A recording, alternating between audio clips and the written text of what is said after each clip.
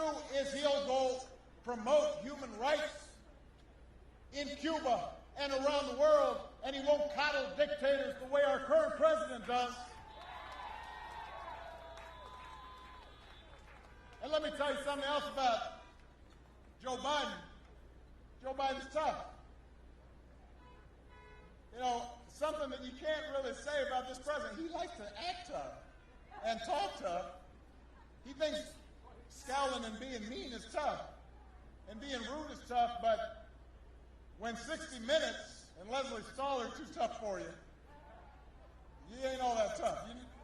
If you got to walk out of a 60 Minutes interview, then you're never going to stand up to a dictator.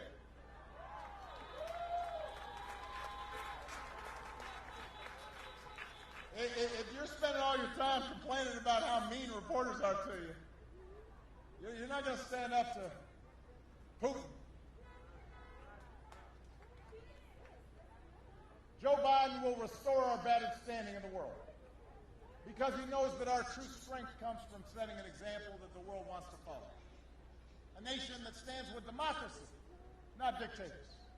A nation that can inspire and mobilize others to overcome threats like climate change and terrorism and poverty and disease. And here's another thing. With Joe and Kamala at the helm, you won't have to think about them every single day. There might be a whole day where they don't be on TV. There might be a whole day where they don't tweet some craziness. You won't have to argue about them every day. It won't be so exhausting. Just having a normal president.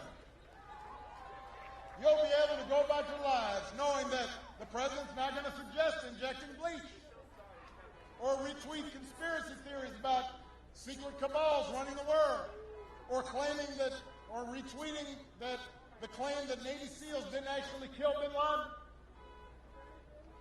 We're not going to have a president that goes out of his way to insult anybody who he doesn't think is nice enough to him. We won't have a president who threatens people with jail for just criticizing him. That's not normal behavior, Florida.